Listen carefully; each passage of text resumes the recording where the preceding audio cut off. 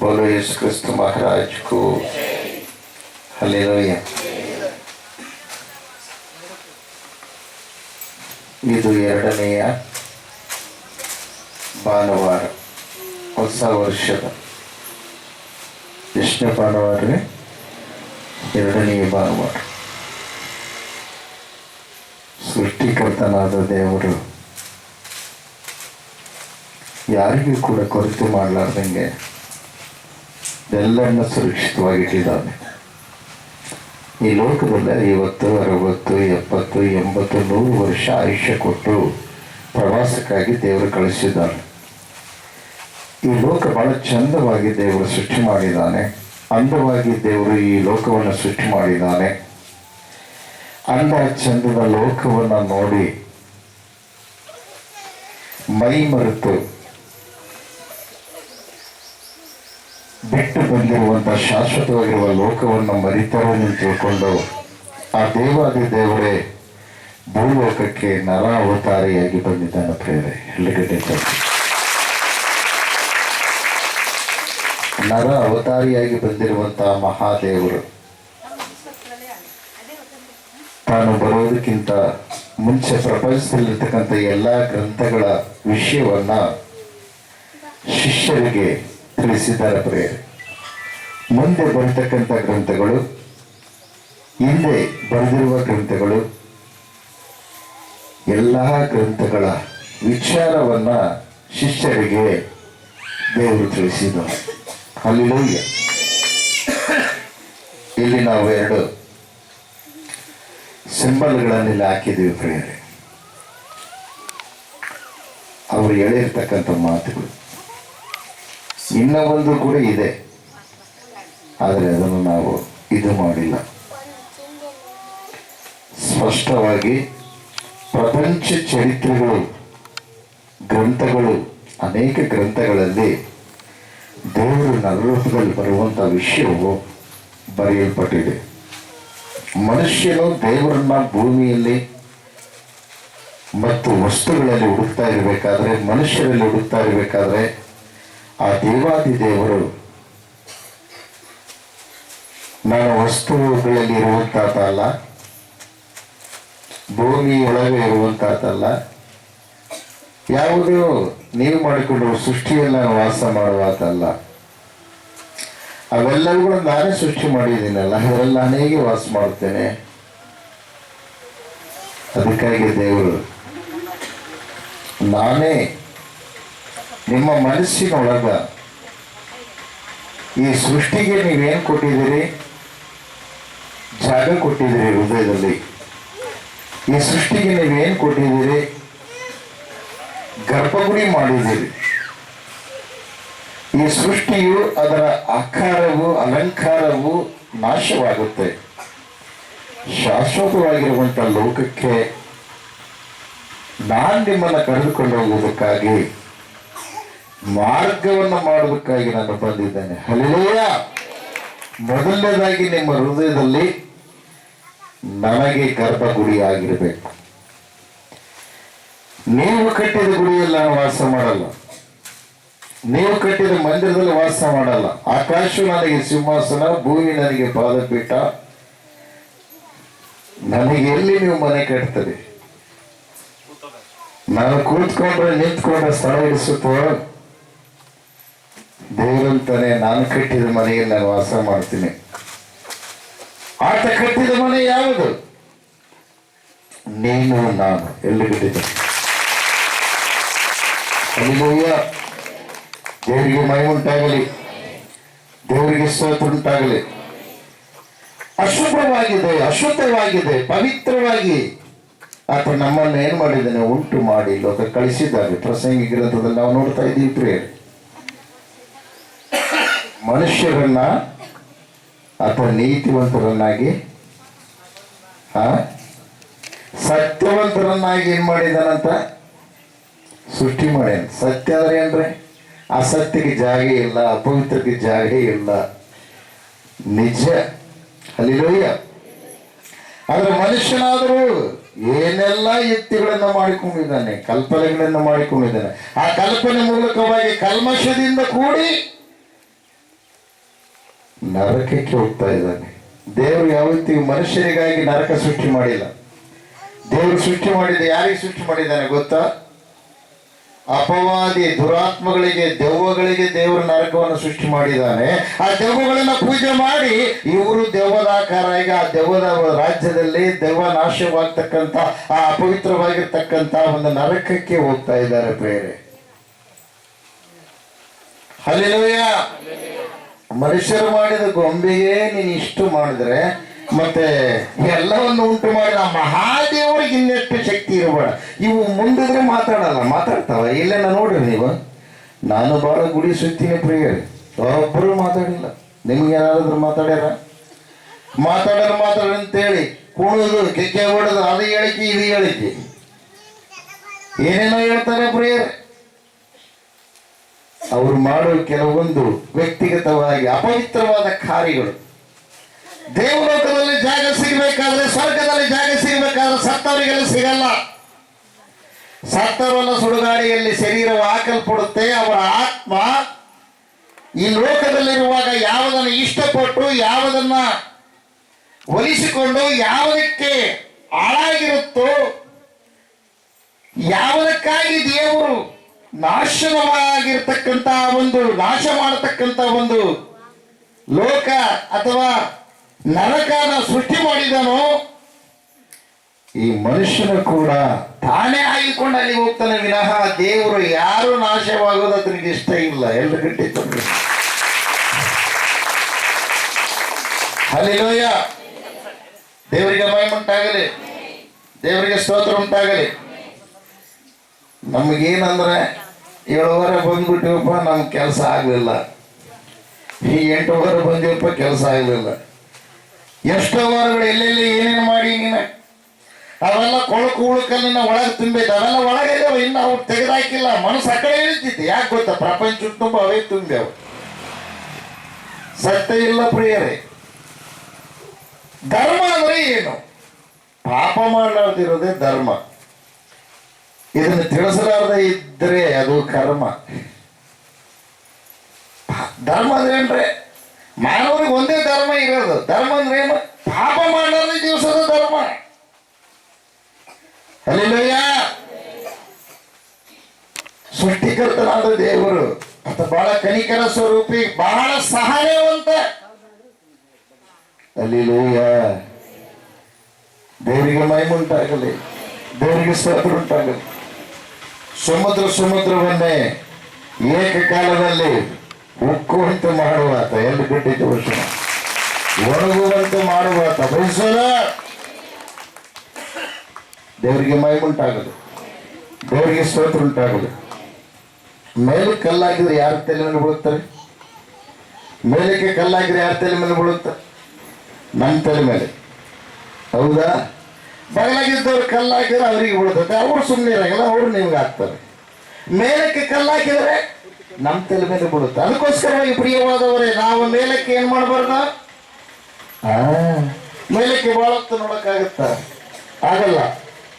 ಅದು ಯಾರು ನೋಡ್ತಾರೆ? ಮೇಲಕ್ಕೆ ಬಹಳ ನೋಡೋರು. ಆ ಮೇಲಿರುವ ದೇವ್ರನ್ನ ಧ್ಯಾನ ಮಾಡೋರು ಬಿಟ್ಟು ಬಂದವ್ರಿಗೆ ಯಾರಿಗೂ ಕೂಡ ಅದ ಸಾಧ್ಯ. ಎಲ್ಲ ಗಟ್ಟಿ ದೇವ್ರು ಅಂದ್ರೆ ಏನ್ರಿ? ಸಹನೆ ಉಳ್ಳವರು ದೇವರು. ಜಗಳಾಡೋರಲ್ಲ.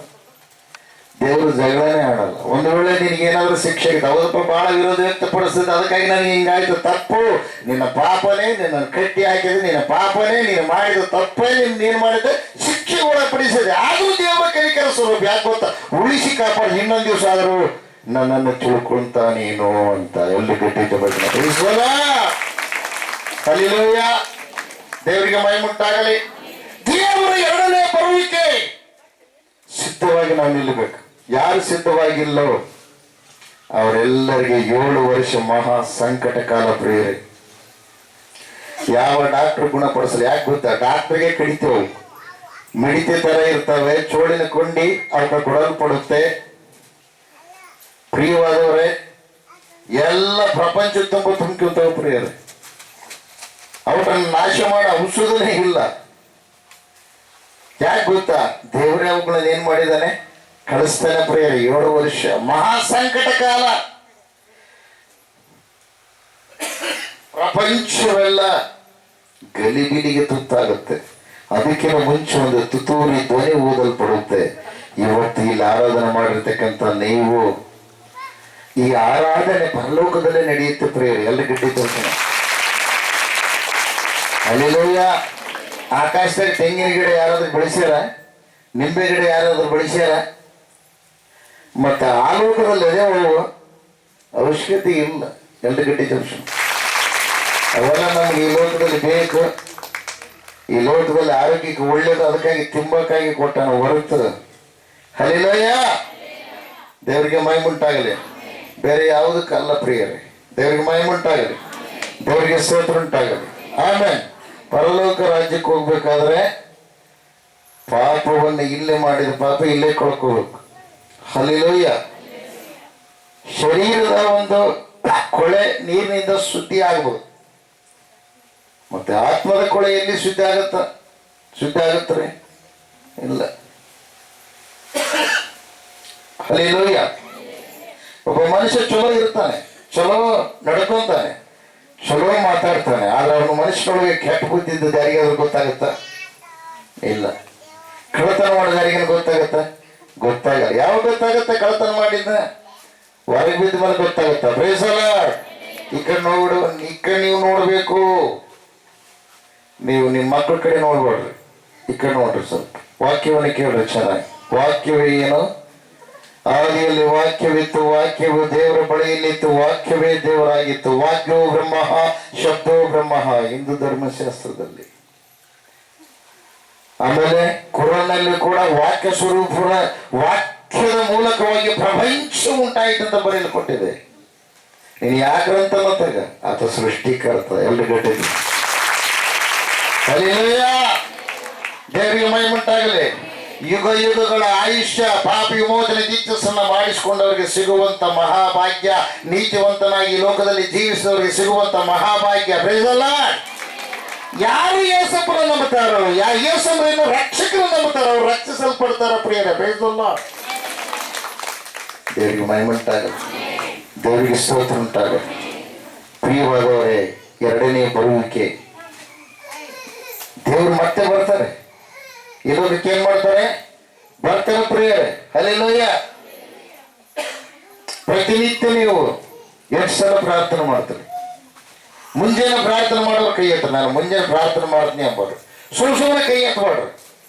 ಮುಂಜಾನೆ ಅಂತೇಳಿ ಅಡಿಗೆ ಮಾಡ್ತಾರೆ, ಪ್ರಾರ್ಥನೆ ಮಾಡ್ತಾರೆ, ಮಾಡ್ತಾರೆ.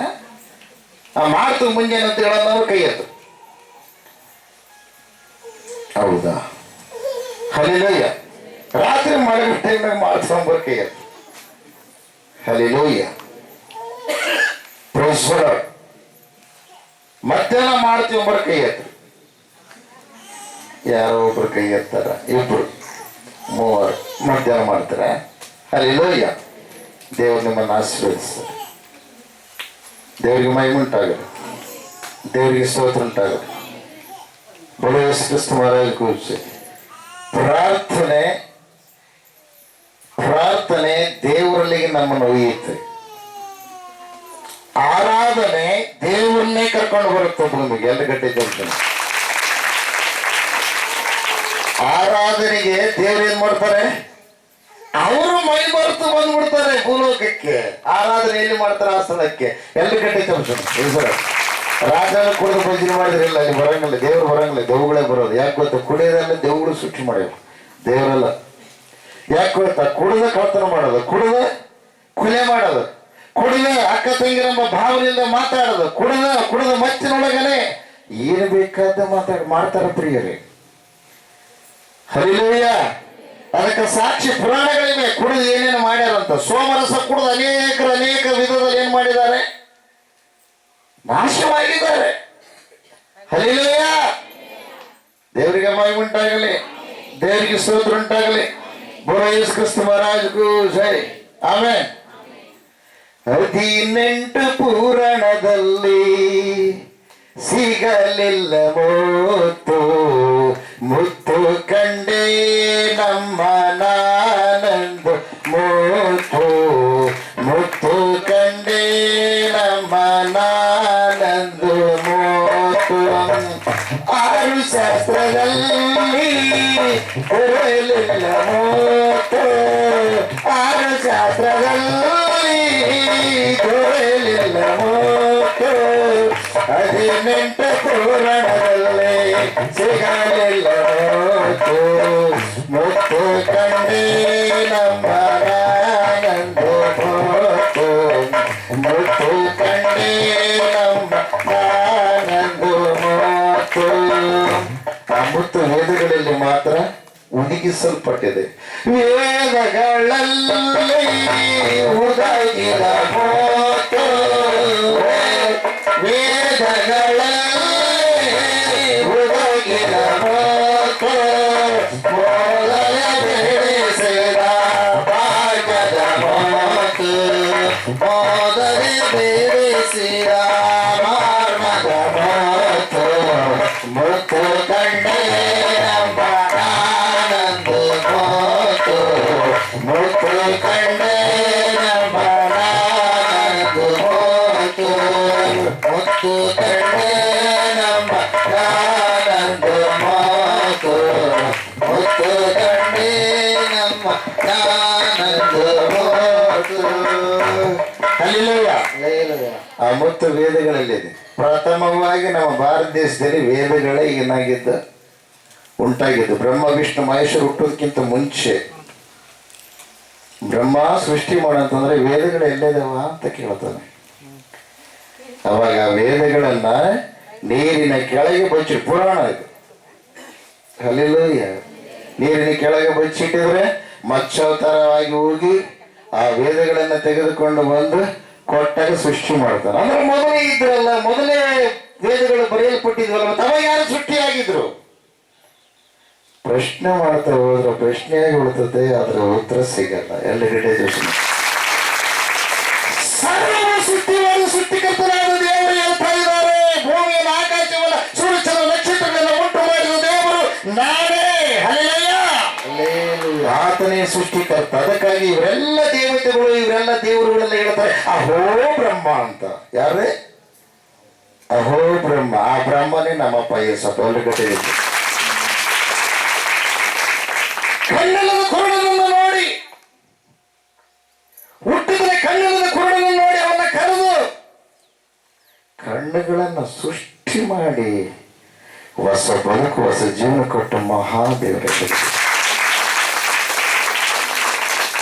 ನಾನೇ ಪುನರುತ್ಥಾನವು ಜೀವವಾಗಿದ್ದೇನೆ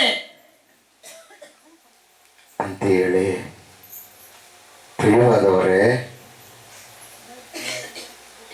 ಮರಣ ಹೊಂದಿದ ವ್ಯಕ್ತಿಯನ್ನ ಬದುಕಿಸಿದ ಭಗವಂತ ಯಾರು ಮಾಡಿಲ್ಲ. ಪ್ರಿಯ ಜಾತಿವೃತ್ತಿ ಮಾಡಿ 1 ದಿವಸ 2 ದಿವಸ ಮರಣ ಹೊಂದುವಂತೆ ಮಾಡಿದವರ 4 ದಿವಸ ಮಣ್ಣೊಳಗಿರ್ತಕ್ಕಂಥ ಶವವನ್ನು ಎಬ್ಬಿಸಿದವರು ಪ್ರಪಂಚ ಚರಿತ್ರೆಯಲ್ಲಿ ಯಾರು ಇಲ್ಲ. ಬೇದಲ್ಲ ಇದು ನೀವು ತಿಳ್ಕೊಳ್ಬೇಕು. ಅಂತ ಭಗವಂತ ಅಂತ ಮಹಾ ಸಿಂಹಾಸನವನ್ನು ಬಿಟ್ಟು ಕೇವಲ ಧೂಳಾಗಿರುವಂತ ಮನುಷ್ಯನ ರೂಪದಲ್ಲಿ ಲೋಕಕ್ಕೆ ಕಾಲಿಟ್ಟಿದ್ದಾನೆಂದ್ರೆ ಸಾಮಾನ್ಯವಾದ ಮಾತ. ಆತನೇ ಅದ್ಭುತ ಸ್ವರೂಪನು. ದೇವರಿಗೆ ಮಹಿಮೆಯುಂಟಾಗಲಿ. ಆತನೇ ನಿನ್ನಲ್ಲಿ ನನ್ನಲ್ಲಿ ವಾಸ ಮಾಡುವುದಕ್ಕಾಗಿ ಬಂದಿದ್ದಾನೆ. ಈ ಪಾಪ ಪ್ರಪಂಚವನ್ನ, ಸೃಷ್ಟಿಯನ್ನ ಪೂಜೆ ಮಾಡುವ ನಾವು, ಸೃಷ್ಟಿಯಿಂದ ನಷ್ಟ ಹೊಂದುವ ನಾವು, ಸೃಷ್ಟಿಯಿಂದ ಕಷ್ಟಗಳಿಗೆ ತುತ್ತಾಗುವಂತ ನಾವು, ಆ ಸೃಷ್ಟಿಯನ್ನ ಪರಿಪಾಲನೆ ಮಾಡುವಂತ ಆ ಆಶೀರ್ವಾದ ಆದಿಕಾಲದಲ್ಲಿ ಆದಾಮ ಅವಳಿಗೆ ದೇವರು ಕೊಟ್ಟಿರ್ತಕ್ಕಂಥ ಆಶೀರ್ವಾದವನ್ನ ಪುನಃ ಕೊಡುವುದಕ್ಕಾಗಿ ಎರಡನೆಯ ಆದಾಮನಾಗಿ, ಒಬ್ಬ ಆದಾಮನಿಂದ ಪ್ರಪಂಚಕ್ಕೆ ಪಾಪ ಬಂತು, ಎರಡನೆಯ ಆದಾಮನಾಗಿರುವಂತ ಆ ಮಹಾದೇವರಿಂದ ಪ್ರಪಂಚಕ್ಕೆ ಪಾಪದಿಂದ ಬಿಡುಗಡೆ ಆಯಿತು. ಎಲ್ಲ ಗಟ್ಟಿದ್ದಾರೆ. ಹಲ್ಲೆಲೂಯಾ. ತಂದೆ, ಕುಮಾರ, ಪರಿಶುದ್ಧಾತ್ಮ. ಓದ್ಸರ್ತಿ ಕೇಳಿದ್ರಲ್ಲ, ಅವರು ಮೂವರು ಏಕವಾಗಿದ್ದಾರೆ. ಪ್ರಿಯರೇ, ಎಲ್ಲ ಗಟ್ಟಿದ್ದಾರೆ. ದೇವರಿಗೆ ಮಹಿಮೆಯುಂಟಾಗ.